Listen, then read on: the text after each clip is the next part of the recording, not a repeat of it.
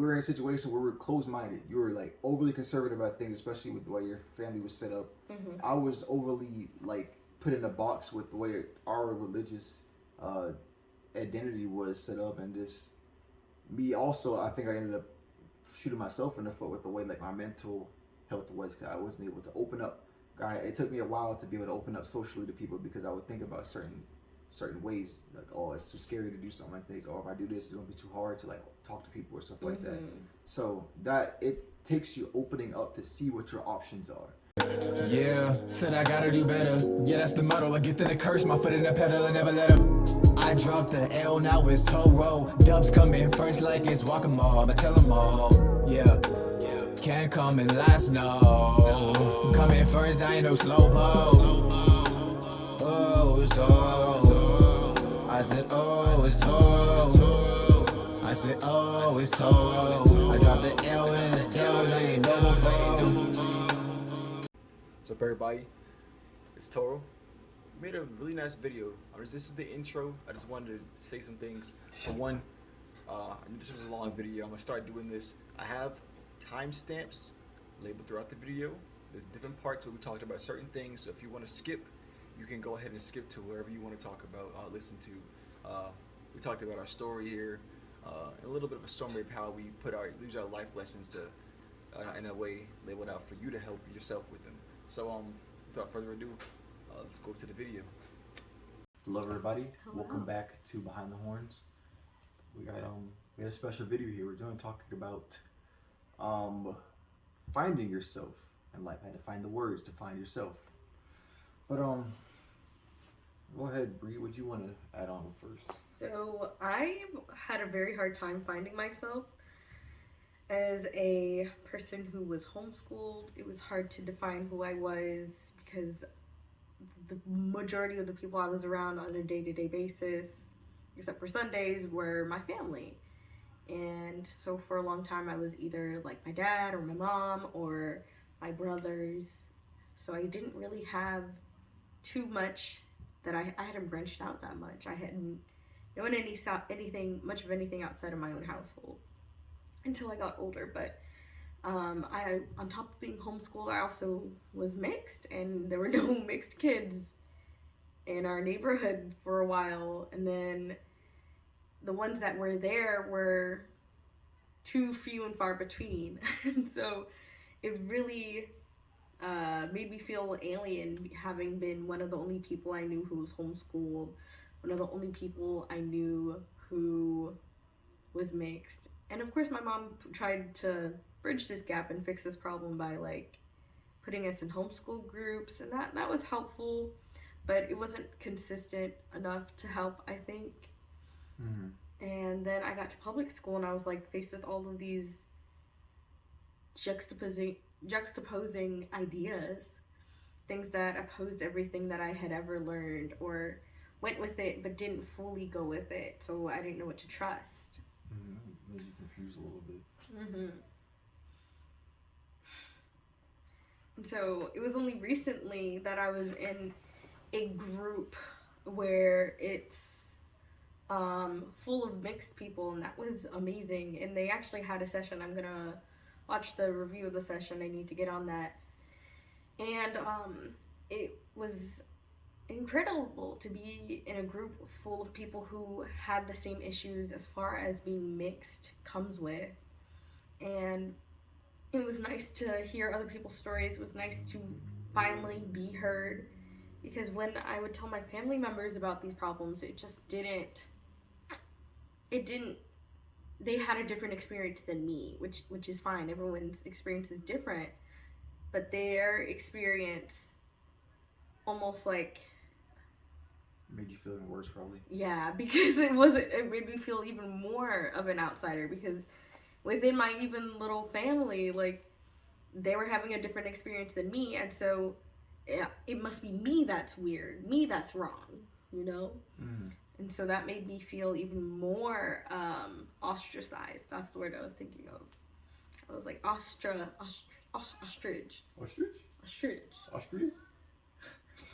Australia? Australia? Crikey, mate! Hey, Sex. Let's see. Okay, anyways, And so it was just a really hard time to get to maneuver all of that. And the first way that I got into like maneuvering that was really just watching videos. I watched a lot of YouTube. I watched a lot of different stuff on YouTube. What YouTube was initially to me when it came out was how I'd watch my Barbie movie illegally. I said legally. Legally on YouTube. Legally. Yes. You still there? No. Oh, okay. I mean, some of them are, but like they've been re-added, like watch free with ads. Oh. But yeah, back in the day, anybody was getting views. Lawless Land. I watched The Emperor's New Groove. If it wasn't on Netflix, I would check YouTube.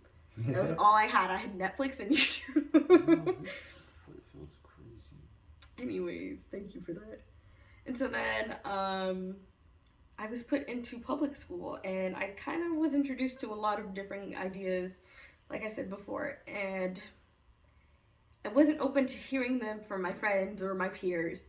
It was when I heard things on YouTube, it was fact. Like, even like, I think I told you something and you were like, that's not true. And I was like, I'm pretty sure like so-and-so said it. And you were like, they could have been wrong. And it was like something I heard when I was like between the ages of 13 and 15. And I just heard it once from a YouTuber and took it and ran with it. Anyways, besides the point. I wasn't listening to my peers because I thought they knew as much as I did, or had the same potential to be wrong as me, right? And so did you see this fucker? Look, watch. He's like, yes, do it again. Peel my skin off my face. And so when I was hearing it from YouTubers, what I should have done is take it with a grain of salt. I should have been more reliant on my research skills rather than just taking things as truth, because then I came into this weird stage. So I went from being ridiculously conservative to secretly democratic or liberal or whatever. And so it was just this weird swing to the total opposite. And I really would describe myself as an independent more than anything, just because of my feelings towards politics. But besides the point. And so when I swung all the way to what's it called? When I swung all the way to liberal, I was just taking every single thing that was thrown at me that was opposite of everything I had ever known, everything that I had begun to hate, and taking whatever someone who's who's liberal, I would take their words as truth, whether it was something that aligned with my truth or not. Like, I was just like, yes, everything. It makes you think like how the people can be controlled, like, because people just say something on the internet. Mm-hmm. And now I feel like more than ever, I'm now speaking my truth, because I'm trying to align myself in the middle rather than so far to one side or so far to another side to please others. You know what I mean? I mean, we both have felt like we've been like ostracized in some ways or Black form. sheep. I mean, in a literal sense, like, I mean, first of all, I'm black. I'm not gonna say like I look at it like this. Like, for one, I grew up as a Jehovah's Witness, meaning everything is different. Like, we don't got no birthday parties, you don't have no type of celebrations at all. I would go home, like, I would go to school and like, let's say we had like a party, like Christmas party, or a certain field trip going to like, I think we would go like to the Alabama theater to see like a play of like The Great or something like that. And I wouldn't be able to go because my religion, I had to go. And it was funny because I had to go to school whenever there was something like this, and I'd be like, dang, now I gotta do the right thing and say, oh, I can't do this because of my religion, and it sit out of everything. That Did you just sit outside of the Alabama theater? No, I mean, yeah, if there's certain, when there's field trips and stuff and people can't go, you stay at school. I had to stay at school doing worksheets, looking goofy. Like I wasn't. I had to do a worksheet. I remember. You remember the sex ed class in 8th grade? Yeah. So my mom didn't. Yeah, my mom didn't allow me to do it because she looked up the link on the pamphlet that I'm sure no one else looked up the link to, and it said it. She said it took her to a site that taught about contraceptives, specifically condoms, and she was like, "Not for my daughter, no." And so I had to write a fucking like paragraph with Pierce D. Champlain about fucking Penises? I think no, it wasn't even sexually related. Like not even an organ. It was about a fucking. I think it was about digestive health and like I remember something about eating food, and I was like, what am I writing? I'd be so good at writing now if I went back to school. Oh yeah, that's off topic too. But okay, but I was just relating to the papers. I had to write papers too when I couldn't go on field trips or sex ed class. Mm-hmm. And like ostracized yet again. Yeah, I remember people would like. Why weren't you in the class? Why didn't you go? Why weren't you there? I don't remember what excuses I would make up, but I think I'd be like, "Come on, religion," and I'll leave it at that. I think do you even funny. Know what sex is? But like, do you know how sex works? That's how people talk to you. Yes, multiple people said that to me. I was like, "Fucking hell, mom." I think I said something stupid. And I told my mom about that. I was like, "Mom, like people are like making fun of me because like I didn't go to the sex ed class," and she was like, "Those are dirty girls." I was like, "That's not helpful for my confidence." Damn. You should feel better because you haven't had sex yet. Like they're 13, they're not having sex. Yeah, and like it just made me feel like even more left out of things. Like I already didn't feel because I've had social. I'll say my social awkwardness has been anxiety. It's built up. Like I wasn't the most socially awkward person when I was younger. Oh, I bet. But like I mean, socially anxious person when I was younger. I could be more social at that point, but it was still like I didn't feel like I fit in. Like things didn't feel right. And I think it's because of the way I was brought up. Don't do that again, please. I thought you did it the first time, and I was like, "Oh, that's horrible. At least you got it over with." And then you cracked your arm again. Sorry to cut you off. And like I felt like for the way I was risen up. How do you say it? Raised. The way I was raised. Risen up. My English. I gotta get better at my English. But risen up. Way I was raised, I felt like I had not been given all of the values. For one, Brianna had the benefit, of having two parents in the household. There's pros and cons to having two parents in the household, depending on how their relationship is. But I didn't get a lot of the things, the social cues, the way, I didn't have that. I was one only child. I didn't have brothers and sisters to talk to learn how to speak to people. I just had me and my mom, and you at home all day.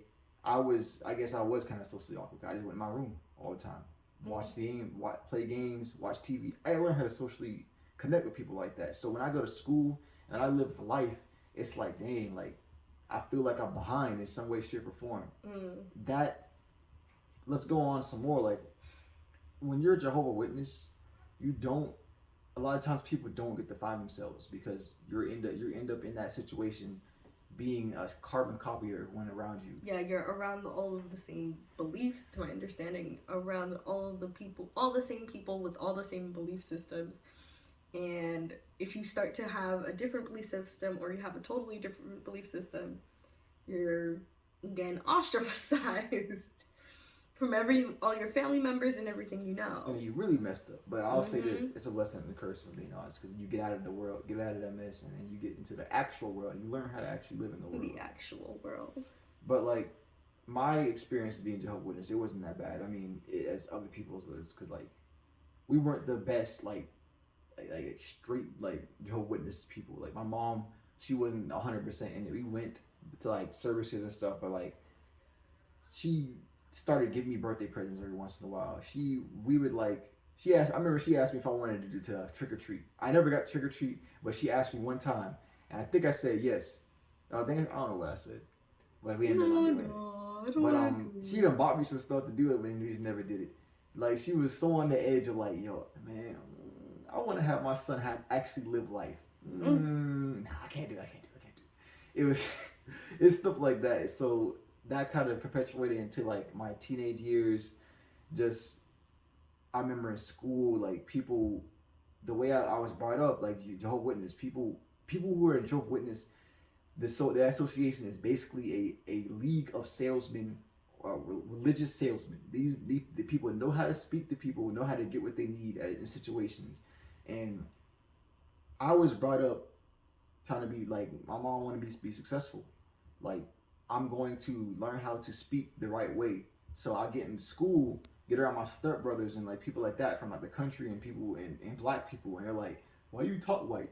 You got glasses, Poindexter." Like I got made fun of because I was doing stuff the way that I was brought up, and it was like, dang, like maybe I should quit doing this stuff, or man, I feel kind of left out again. Like there's a bunch of things that led up to me not feeling like I knew who I was. I didn't feel like I was able to talk to people because you get to school, you get around all those different types of people who have different types of belief systems. And you start learning things, and it's different from what you got at home. So you don't feel like you're able to talk about the same things you hear at your school that you can talk to with your parents and your grandma, people about, because they're gonna ostracize you. You're gonna get in trouble or you're gonna get grounded. Firm talking to because you can't talk about stuff like this. So you gotta make friends. But I'll say like when you get making friends that you can trust and like you can be yourself around is important. But yeah, like even into adulthood, it was just breaking out of my shell that I was hammered into for so long is kind of like this. This is a self journey. Everyone has their own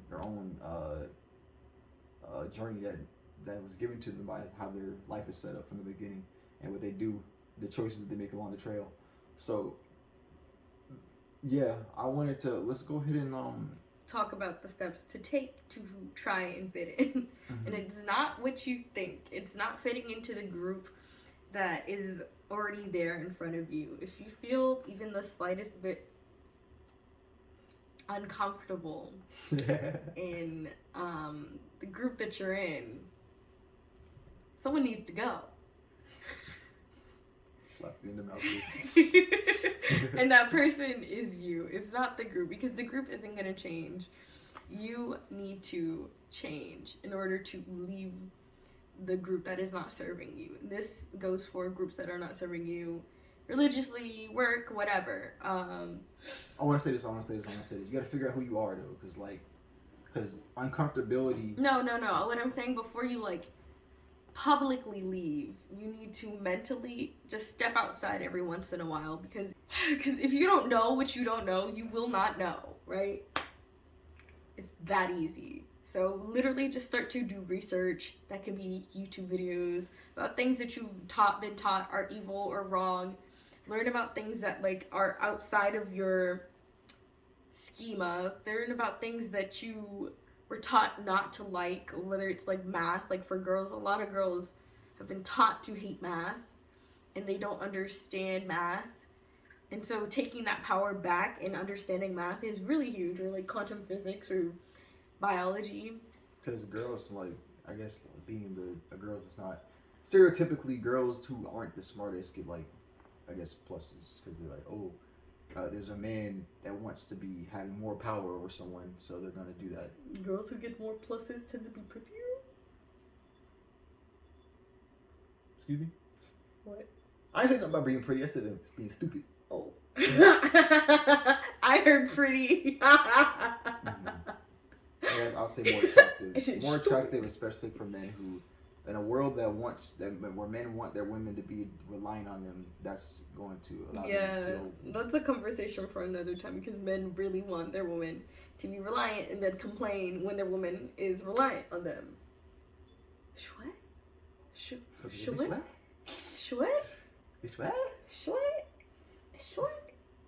Anyways, and so the next step is to, what is it? Okay, so we talked about opening up your mind. We gotta open up our minds, because especially in my example, I was in a situation where both are examples. We were in a situation where we were closed-minded. You were like overly conservative about things, especially with the way your family was set up. I was overly like put in a box with the way our religious uh, identity was set up, and just me also. I think I ended up shooting myself in the foot with the way like my mental health was, because I wasn't able to open up. It took me a while to be able to open up socially to people, because I would think about certain ways, like, oh, it's too scary to do something like this, or if I do this, it's gonna be too hard to like talk to people or stuff like that. So that it takes you opening up to see what your options are. Then once you see what your options are, you can be like, okay, I'm gonna try, I'm a divvy and dabble until I figure out what vibes with me, who I am. So the next step is to decide what works with you, what feels like your truth, what doesn't, and you can even start by feeling out what doesn't feel like your truth, what belongs in your schema, what belongs in your reality, your world, really. How do you feel about like what's something like that someone could divvy, like I'll say like sports. Essential oils. You even essential oils. You like went through a lot of sports. The essential oils. Go ahead. Because I guess Good like, for you. this is a way that it probably isn't the best. But Brianna, you know, if I talk about your sports background, Sure. like Brianna's mom wanted her to like figure out something that she'd like, so she put her in like a lot of things. I did soccer, baseball, basketball, cheerleading, and track. I'd say this: if you're not really in it, that's not gonna help out. No, it was horrible. It has I to be hated something it. that you choose. Because you actually if you make the choices, you'll find the control that you have in your life, and you actually feel like it means something. If it's someone else's choice, you're not gonna feel like it means as much. I feel Like, and that's what came out with Jeanette McCurdy. You remember that? Mm-hmm. She hated acting. She loved writing, and she hated acting. And her mom wanted her to do acting because that was her dream. She was literally pushing someone else's wishes onto her. You know what I mean? That's limited. That's a very limited Like, mindset. yeah, and it's not gonna last for long either. Because eventually the person's gonna figure out what they like. You can't and avoid do it. yourself, because she was way too. We're talking about Jeanette McCurdy. She made a book. You know, she came out about how the crazy stuff going on with Nickelodeon, and she had to find herself. When she was younger, she did not know who she was. She was living off of the dream that her mom had implanted in her for her mom's sake and not for Jeanette's sake. So she thought herself was the person that's supposed to just please her mom. She was a people pleaser her entire life, and she didn't find herself. When doing things like in Brianna's situation where she's only doing something, if you don't value the thing you're doing it for enough, it's not going to stick. So I mean, if it's not you, it's not going to stick no matter what. But I mean, if you don't have any value for yourself, it's not going to stick. People pleasing, I'll say, is something that I personally, both of us had to, right? You feel like you had to get through people pleasing a lot. Yeah, definitely.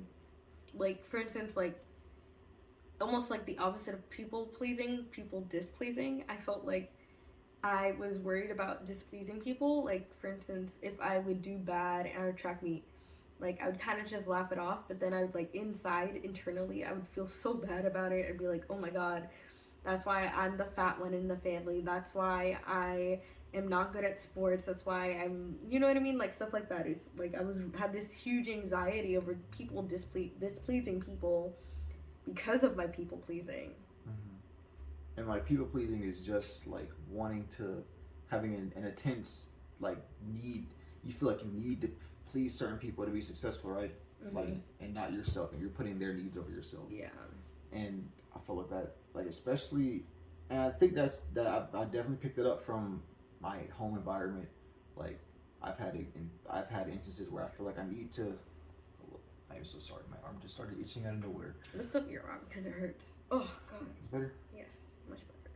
So like, I'll say since I was a Jehovah's Witness, I felt like that's kind of cool. Thank you for your warmth. I felt like I had to please. I'm gonna get personal. I want to save a lot, because I do want to make an entire video about like being a Jehovah's Witness and like that stuff. But I'm saying like I feel like I've had to please certain family members because of my religion, and sticking with it and showing that I'm still in it, and like when I really wasn't in it, and that's carried with me to like jobs, like other relationships with people. Like that's something that you need to like understand. You have to. I feel like journaling, maybe a therapist, like exploring your spiritual side is really what's gonna help you understand yourself. Whether it's meditating, just sitting with your thoughts, talking to yourself, and understanding that who you are is important. And understanding what you are. Do you think your spiritual side is just the things that are not that are unseen and that can't be seen? Would you say that's what spirituality is? I feel like it's just the stuff that's only like seen to the people who choose to see it. But like, because recently I've been able to see energy, and it was there the entire time, but it's just depending on if you choose to see it or not. But I'll say it's unseen by the masses. That's what I'll say. But the spiritual side, I just feel like, what I think of spiritual is like anything that has to do with like your soul and just what, just a God, like the hierarchy of like information or energy of love that connects to a God of some sort. And when you understand your soul, who you are to the core, that core of energy of you are, why you do what you do, and where it all comes from, that's when you're exploring your spiritual side. And it's outside of this world of like, oh, I'm doing it because I want a new Xbox. I'm doing it because I want a new car. I'm doing it because of this person. It makes you feel like you have a higher purpose. I feel like your spiritual side connects you to a higher purpose. That's transcends like the 3D, the visual, the tactile of everything. That's what I feel like the spiritual side is. And that really connects you to who you are, helps you find yourself, and helps you be able to bring that stuff back down into here and make it make sense for yourself. And then you can control your life a little bit better. And because finding yourself is really what you need to be able to have a reliable source of energy. Because if you're, like we talked about earlier, relying on other people's energy for everything you're doing, then and not your own, and not knowing what's going on inside of you. Because honestly, I have a question. Well, I think it's a combination, I guess. What about the mental aspect? What do you, so... Do you think, are you asking if that's also spiritual? So, I mean, me personally, I feel like the mental aspect, I just made a video about the mind, body, and soul. I feel like the mental aspect is just the thoughts that come into your head. And those thoughts didn't come from anywhere. They came into your head by what you're doing and what you're thinking of beforehand. And I guess also in the future as well. And because of that, it's going to perpetuate certain cycles. Now, that's what like a mindset is. Like, it's like, I feel like your mind is like a machine, like a certain type of like computer that takes inputs and puts out outputs. And you have to program that in order to, and you program that by your actions, the way you feel, and the way you think. And you have control over all that. And that's what makes the mental aspect. Now, the spiritual, I feel like that has to do with, like, your past lives, your understanding of the world. I think that the spiritual aspect has to do with, like, your understanding of how the world works. And that ends up being, like, karma and why do I have the desire to paint? What is creativity? What is energy? Like, that's what I feel like the spiritual aspect is. But the mental aspect is definitely really important, because you wouldn't be able to push yourself to figure out how to find yourself without having a good hold on your mental, I feel. And then be able to do what your mental, or do what your spirit is telling you to do, what your soul is telling you that you need to accomplish. If you don't have the mental mindset in order to do that, you wouldn't be able to get it done, I feel.